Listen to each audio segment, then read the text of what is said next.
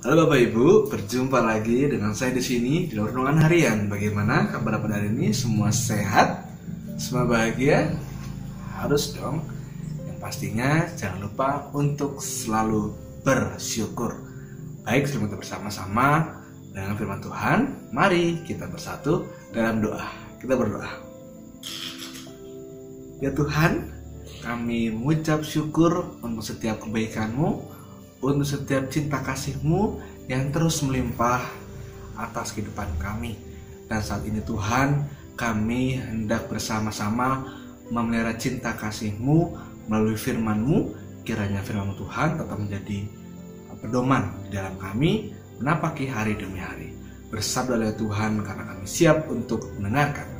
Amin. Firman Tuhan pada hari ini akan saya bacakan dari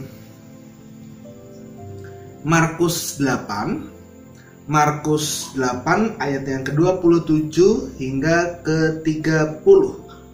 Markus 8 ayat yang ke-27 hingga ke-30.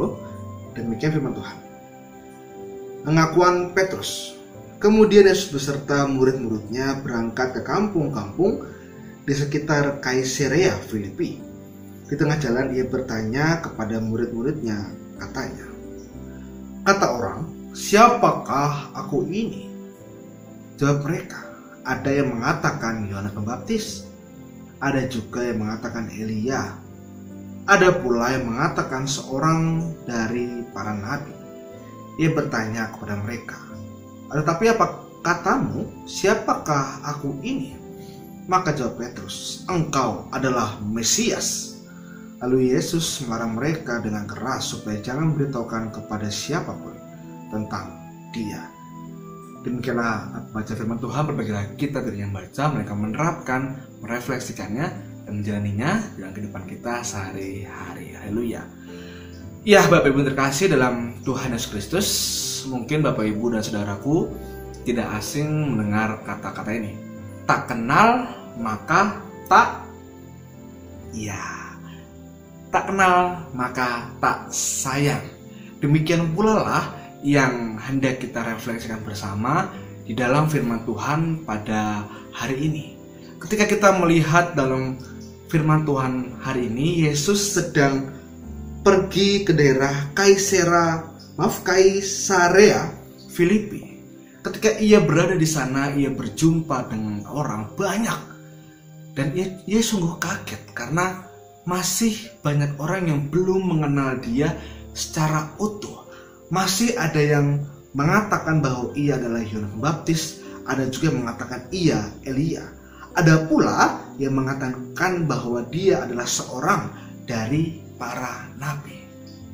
Orang pada saat itu bukan berarti mereka tidak mengenali Yesus secara utuh, secara badania, seperti apa bentuknya, tidak.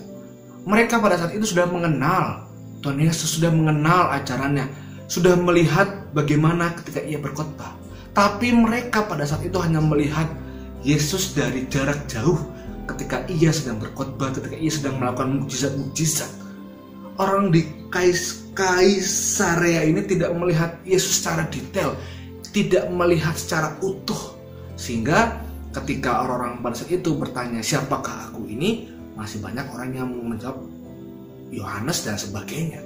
Belum ada yang mengenal siapa yang benar-benar tahu siapa itu Yesus. Sehingga ketika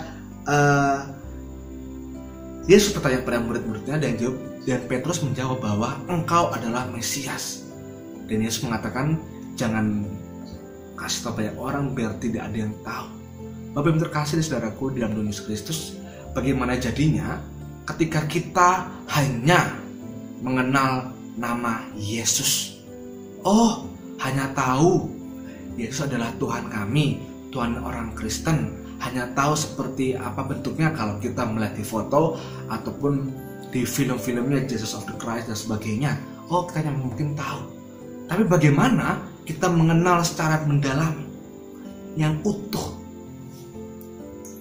Tuhan Yesus tidak perlu kita semua tahu rambutnya seperti apa, matanya seperti apa, kulitnya seperti apa, tidak tahu. Yang penting yang hendak Yesus katakan, yang hendak Yesus tekankan bahwa yang paling penting ketika engkau mengerti tentang firman-Ku, setiap ajaran-ajaranku, dan itu yang harus kita terapkan.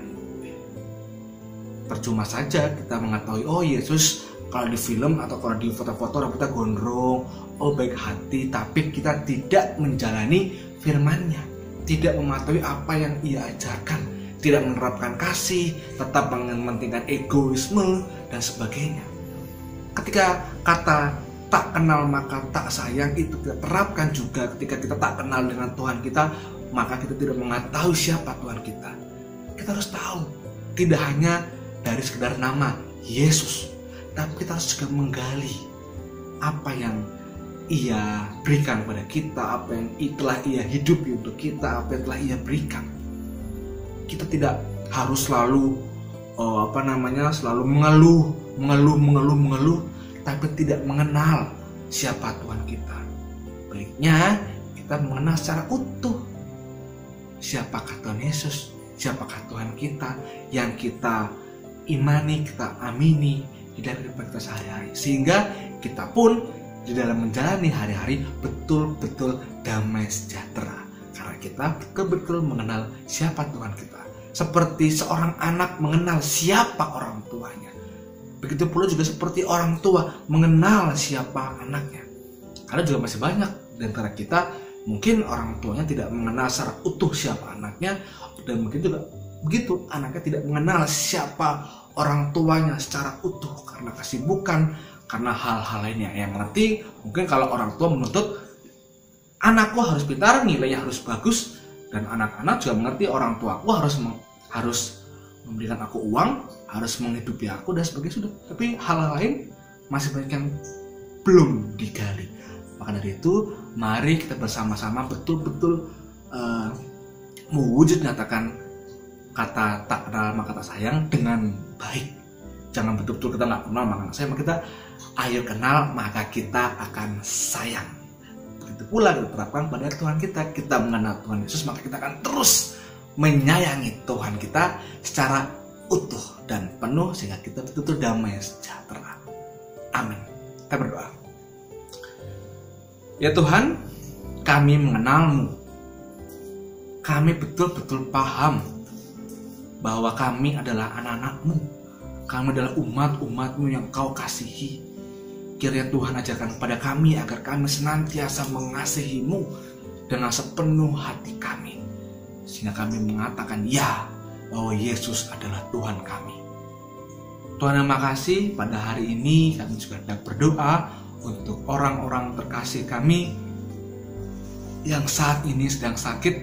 Kiranya Tuhan berikan semangat, berikan kesembuhan, berikan cinta kasih-Mu sehingga orang-orang terkasih kami dapat kembali sehat dan dapat kembali semangat di dalam menampaki hari demi hari. Kami juga berdoa Tuhan untuk kehidupan kami. Kiranya Tuhan sertai kami, tolong kami, sehingga kami betul-betul merasa bahwa berkat-Mu betul-betul tercurah atas kehidupan ini. Inilah doa dan permohonan kami Tuhan, kami serahkan di dalam Yesus Kristus yang adalah Juru Selamat kami. Amin. Sampai berjumpa lagi di hari yang berikutnya. Dadah, dan berkati.